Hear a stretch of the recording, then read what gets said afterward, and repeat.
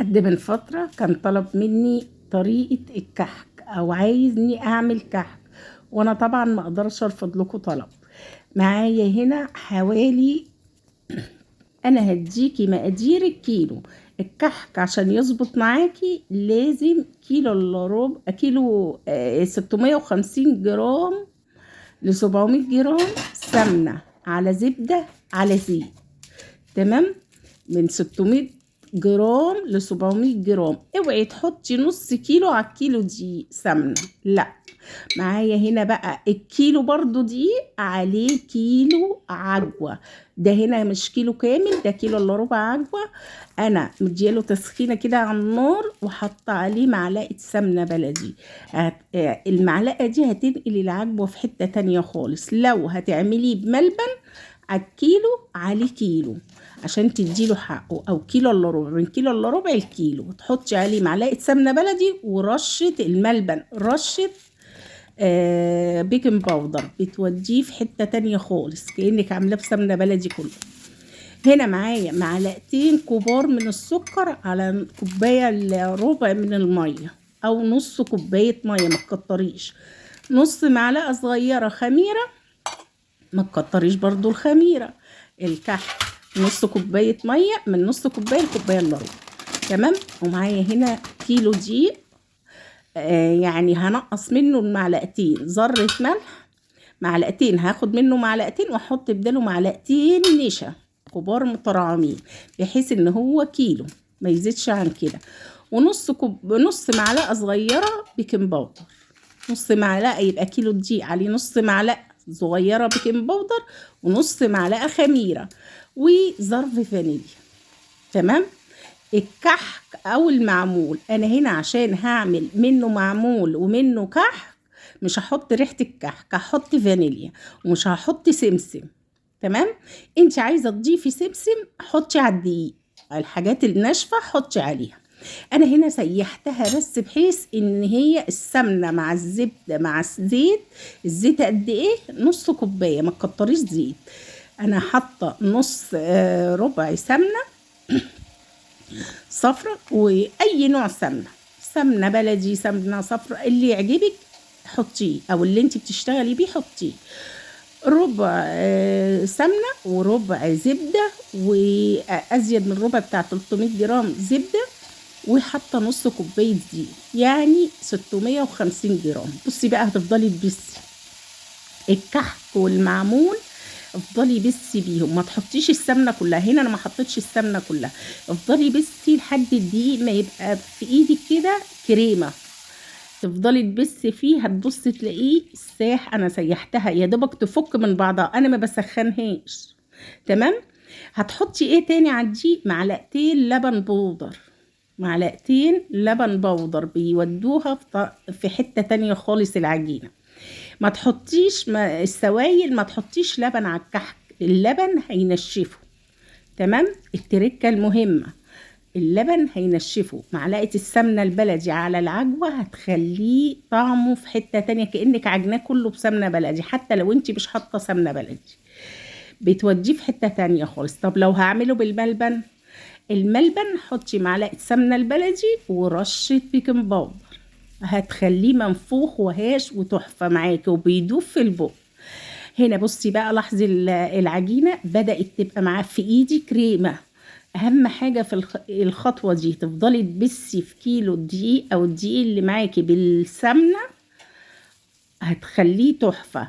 معلقتين اللبن البودر بينقلوا طعمه في حتة تانية خالص.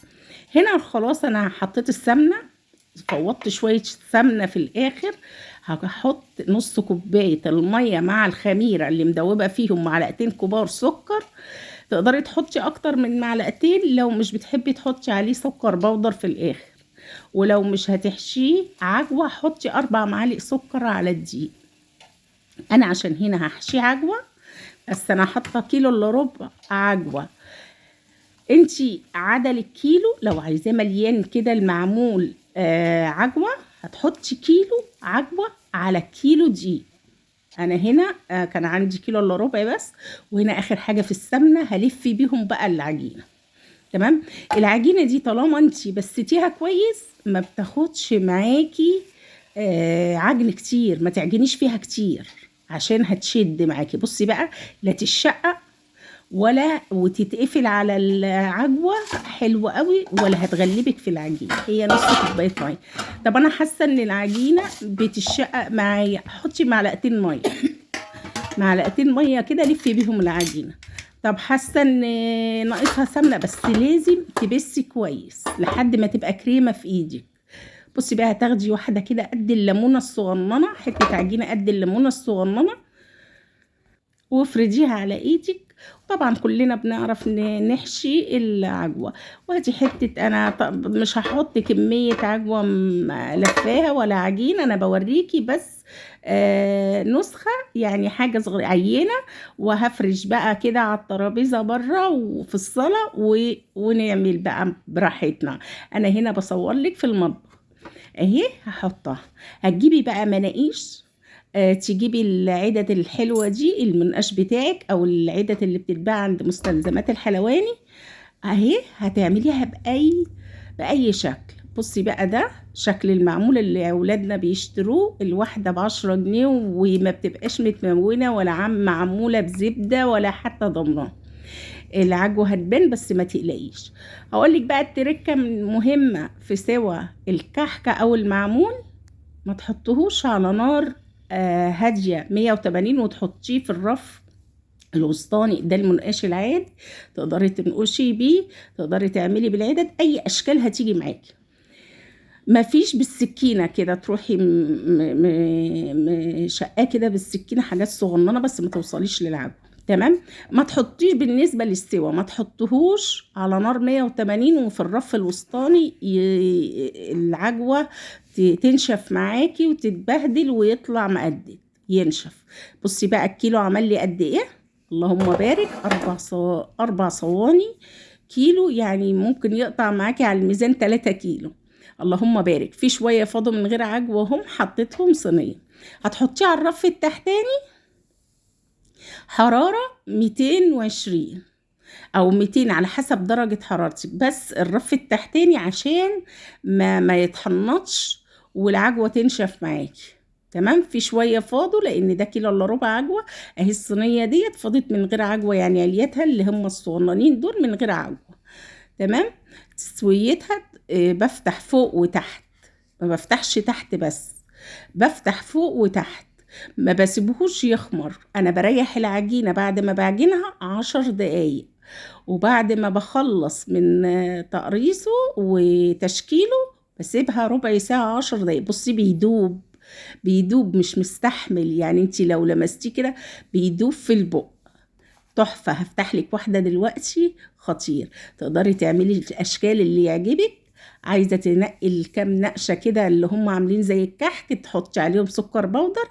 انا هنا ما حطيتش ريحة الكحك عشان انا عايزاه معمول ناعم زي المعمول، ولا حطيت سمسم. تقدري انتي براحتك، عايزة تحطي سمسم، عايزة تقلبيه كحك تحطي ريحة كحك حطي. ايه بيبقى طعمه حكاية.